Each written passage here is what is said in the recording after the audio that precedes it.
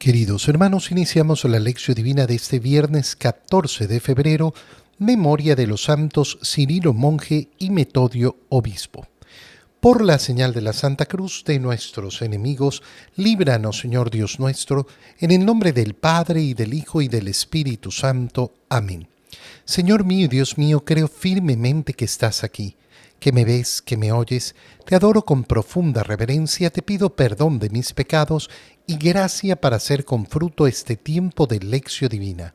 Madre mía Inmaculada, San José, mi Padre y Señor, Ángel de mi guarda, interceded por mí.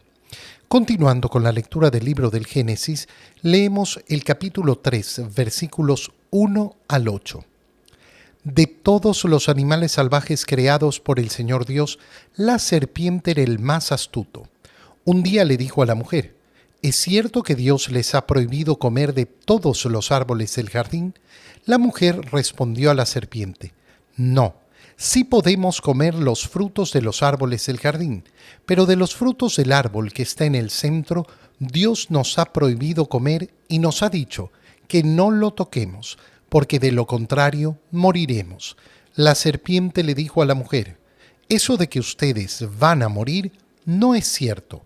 Al contrario, Dios sabe muy bien que si comen esos frutos, se les abrirán los ojos y serán como dioses, pues conocerán el bien y el mal.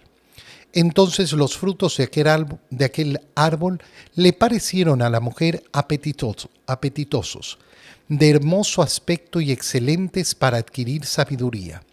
Tomó de los frutos y comió, y después le dio a su marido, que estaba con ella, y él también comió. Al momento se les abrieron los ojos a los dos, y se dieron cuenta de que estaban desnudos. Entrelazaron unas hojas de higuera y se cubrieron con ellas. Oyeron luego los pasos del Señor Dios, que se paseaba por el jardín a la hora de la brisa, y se ocultaron de su vista entre los árboles del jardín. Palabra de Dios. Llegamos en el capítulo 3 del libro del Génesis al momento del pecado original.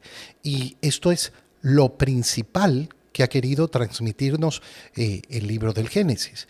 Después de contarnos cómo ha creado Dios y cómo es Dios el creador de todas las cosas, se nos marca la diferencia entre el plan original de Dios, donde todo lo creado es bueno, y el momento de la caída del pecado original instigados por el demonio.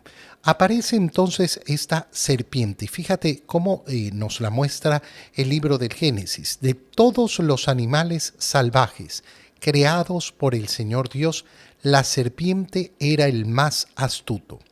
Por boca de nuestro Señor Jesucristo en los Evangelios sabemos que la serpiente es Satanás. Él mismo nos ha dicho con claridad, esa vieja serpiente que es Satanás, que no es otro. Y entonces, ¿qué es lo que sabemos que nos está transmitiendo el libro del Génesis? Que esta serpiente no es una serpiente como las que conocemos, sino que se trata de la imagen con la cual se nos quiere representar en el libro del Génesis a Satanás. ¿Qué es lo más importante que conocemos sobre Satanás? Lo que está diciendo el libro del Génesis: creada por el Señor. De todos los animales salvajes, creado por el Señor. ¿Por qué es importante esto? Porque es importantísimo reconocer la condición de Satanás y de todos los demonios. ¿Cuál es esa condición? Criaturas de Dios. No son superiores a Dios, no son más grandes que Dios. Por eso cuando nosotros nos enfrentamos con una visión dualista entre el bien y el mal, como si fueran equitativos, el bien y el mal que están enfrentados uno al otro como si tuvieran el mismo poder. Satanás no tiene ni remotamente el mismo poder de Dios. Ningún demonio puede enfrentarse a Dios. Pueden rebelarse a Dios y pueden querer no hacer su voluntad, igual que nosotros, pero siempre al final del día serán criaturas, nada más que eso. Y esto es importantísimo en la visión cristiana, y esto es importantísimo para entender la esperanza con la cual nosotros vivimos. Oye, yo no vivo en una lucha entre el bien y el mal de la cual no sé quién va a ganar, no sé qué es lo que va a resultar al final. No, yo lo tengo clarísimo. Yo pertenezco al grupo de los ganadores. Yo quiero participar plenamente de la victoria de Cristo, y la victoria de Cristo es total. Cristo es el victorioso y siempre victorioso. Nunca va a ser vencido por Satanás. Yo puedo ser vencido una y otra vez en la lucha diaria que tengo que llevar en mi vida. Pero si me levanto y vuelvo a estar del lado del Señor, siempre estoy del lado victorioso. La serpiente entonces es el animal creado por el Señor más astuto, el más inteligente. Por eso es que la teología que sostiene que Satanás es el ángel más alto en la creación, el más alto, el más bello también. Y eso justamente puede haber sido la ocasión de la enorme soberbia de Satanás. Justamente por ser el más sabio, el más astuto, el más bello, el más poderoso, es que viene la soberbia de no querer aceptar los planes de Dios, de no querer aceptar su voluntad. ¿Por qué? Porque va a imponer con su soberbia su propia opinión, su propio deseo. ¿Y en qué va a consistir el pecado original? Justamente en lo mismo. Mira cómo al seguir leyendo nos encontramos que se acerca a la mujer. ¿Por qué se acerca a la mujer?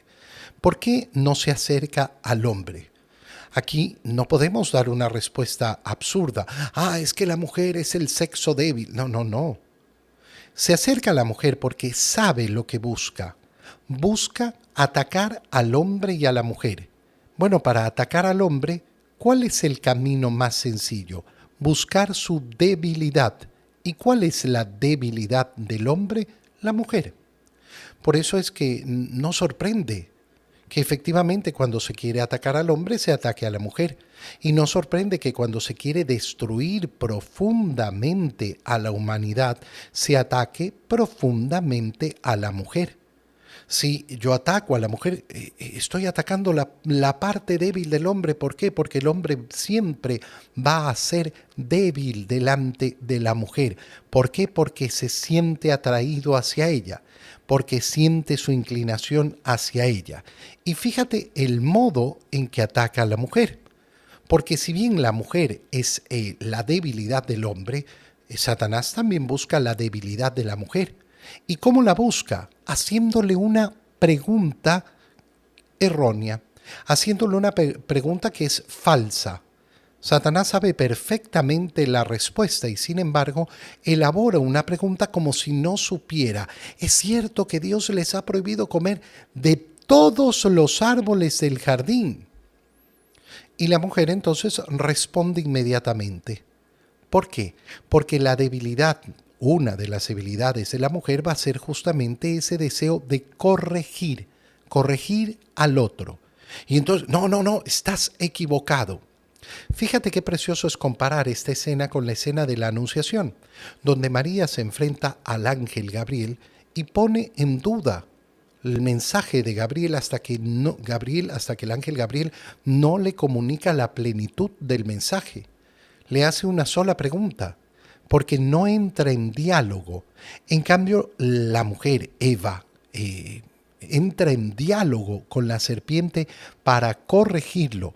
La mujer le respondió, no, sí podemos comer los frutos de los árboles del jardín, pero solo del árbol que está en el centro. Recuerda que cuando estábamos leyendo el capítulo 2 durante esta semana, veíamos que en el centro del jardín habían dos árboles, el árbol de la vida y el árbol del conocimiento del bien y del mal. ¿A cuál se están refiriendo? Lo sabemos inmediatamente después. No podemos comer de ese árbol, ¿por qué? Porque si lo comemos, moriremos. Y aquí viene entonces ya el ataque frontal, La serpiente le dice a la mujer, eso de que ustedes van a morir no es cierto. ¿Qué está diciéndole en este momento a la mujer? Dios les ha mentido. Dios los ha engañado. ¿Por qué la mujer es capaz de escuchar semejante locura? Porque ya ha entrado en diálogo con Satanás. Porque ya se ha dejado envolver en el diálogo con Satanás. Fíjate qué importante es por eso no dialogar con Satanás, no entrar en su astucia. ¿Por qué? Porque te envuelve. No, Dios les ha mentido. En ese momento la mujer debió decir, Dios no miente, punto. Y se acabó la conversación, pero sigue escuchando. Al contrario, Dios sabe muy bien que si comen de esos frutos se les abrirán los ojos. Promete Satanás una revelación, una iluminación, como la promete con tantas cosas. Por eso vemos cómo las tentaciones vienen como iluminación, la gran iluminación, yo he descubierto esta gran iluminación, y vemos que son solo tentaciones. La verdadera iluminación viene de la revelación de la palabra de Dios. Si ustedes comen esto, se les abrirán los ojos y serán como dioses, conocedores del bien y del mal. Ya esta semana explicábamos que no se trata de que Dios no quiera que conozcamos el bien y el mal y lo juzguemos, sino que se coloca el ser humano como aquel que determina lo que es bueno y lo que es malo, y no como aquel que acepta la palabra de su Creador. Serán entonces como dioses. ¿Por qué? Porque ya no van a necesitar a Dios que les diga lo que es bueno y lo que es malo. ¿Qué sucede entonces? Que el fruto de ese árbol, que la mujer lo tenía muy claro, no, de ese no tengo que comer porque me va a llevar a la muerte. Cambian de color. Ahora son apetitosos. Ahora tiene un aspecto hermoso y además me va a servir para adquirir sabiduría. Fíjate lo que ocurre en este momento, porque lo podemos traducir de esta manera. ¿Qué es lo que hace la mujer en este momento? Decir, bueno, para mí, según yo, esto se ve apetitoso, tiene buen aspecto y además me va a servir para adquirir sabiduría. ¿Qué impongo sobre la voluntad de Dios? Mi propia opinión. En esto consiste el pecado original. Tomó los frutos y comió, y le da a su marido, que estaba con ella, y también comió. ¿Por qué Adán no hace nada? Porque justamente se ha atacado la debilidad de Adán. Adán, ¿qué tenía que hacer en este momento? Poner en orden su casa y decir, no, aquí cumplimos lo que nos manda el Señor. No vamos a comer de lo que nos ha prohibido. En ese momento se les abren los ojos y se dan cuenta que están desnudos. ¿Cuál es la importancia de esta desnudez? Fíjate bien, porque entrelazan unas hojas de higuera y se cubrieron con ellas, lo cual resulta una solución absurda. Una solución absurda. ¿Qué voy a hacer para vestirme? Ay, me voy a poner unas hojitas. Y con eso no vas a lograr solucionar el problema. Con eso no vas a lograr cubrirte, con eso no. ¿Qué nos indica el libro del Génesis aquí? Que la sanación que viene de la mente del hombre no va a bastar. En otras palabras, no existe la autosalvación. La salvación vendrá de nuestro Señor. Y va a ser importantísimo ese estar desnudos. ¿Por qué? Porque vamos a ser revestidos por Cristo. Que eso es lo que sucede cuando somos bautizados. Nos revestimos de Cristo y ahí encontramos la verdadera salvación. Y todavía más terrible cómo termina esta escena. ¿Por qué? Porque oyeron los pasos del Señor Dios y fíjate en esta frase, que se paseaba por el jardín a la hora de la brisa. Es una frase preciosa porque nos muestra la intimidad de Dios, el deseo de Dios de estar al lado del ser humano. el deseo de Dios de ser familia, de estar cercano al ser humano. Se paseaba por el jardín a la hora de la brisa. Dios no es el que se escapa, se va, se aleja, se oculta. No, es el hombre. Ellos se ocultaron de su vista entre los árboles del jardín. No es Dios, por tanto, el que se aleja del hombre, sino el hombre que se aleja de Dios, el hombre que rompe la intimidad con Dios. En el Evangelio, leemos el Evangelio de San Marcos, capítulo 7, versículos 31 al 37. En aquel tiempo salió Jesús de la región de Tiro y vino de nuevo por Sidón al mar de Galilea, atravesando la región de Decápolis. Le llevaron entonces a un hombre sordo y tartamudo, y le suplicaban que le impusiera las manos. Él lo apartó a un lado de la gente, le metió los dedos en los oídos y le tocó la lengua con saliva. Después, mirando al cielo, suspiró y dijo, Efetá, que quiere decir, ábrete. Al momento se le abrieron los oídos y se le soltó la traba de la lengua y empezó a hablar sin dificultad. Él les mandó que no lo dijeran a nadie, pero cuanto más se lo mandaba, ellos con más insistencia lo proclamaban, y todos estaban asombrados y decían, ¡qué bien lo hace todo! Hace oír a los sordos y hablar a los mudos. Palabra del Señor.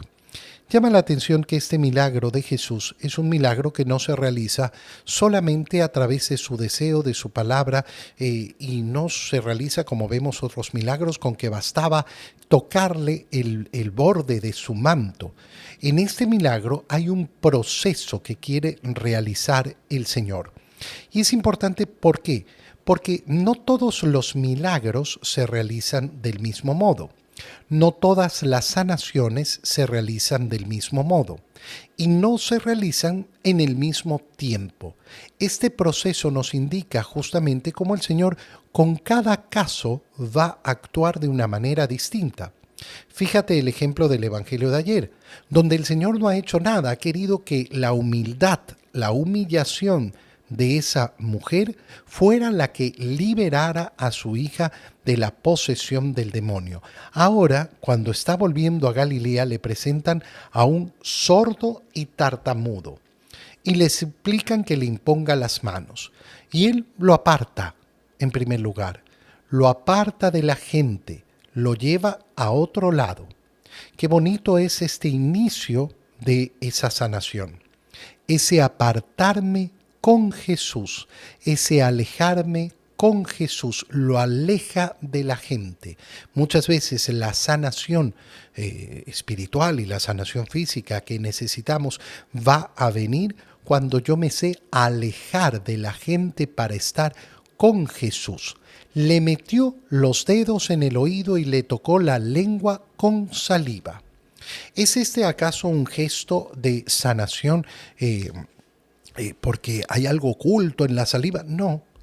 El Señor ha querido realizar este gesto para mostrar una acción física que requiere un proceso, que requiere efectivamente acercarse a este hombre y hacerlo pasar por este proceso.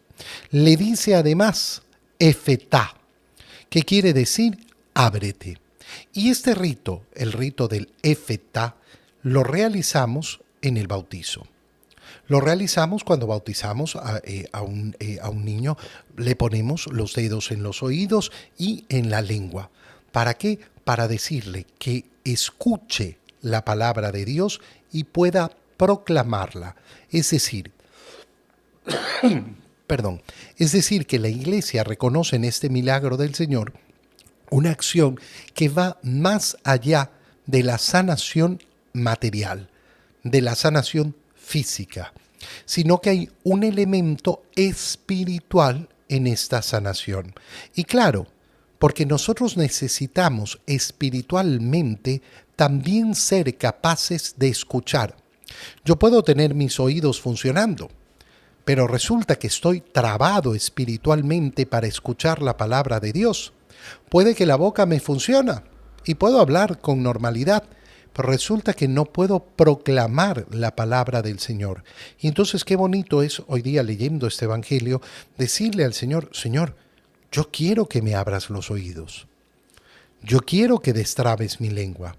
Yo quiero ser de aquellos que escuchan en profundidad tu palabra para poderla proclamar a los demás. Te doy gracias, Dios mío, por los buenos propósitos, afectos e inspiraciones que me has comunicado en este tiempo de lección divina. Te pido ayuda para ponerlos por obra.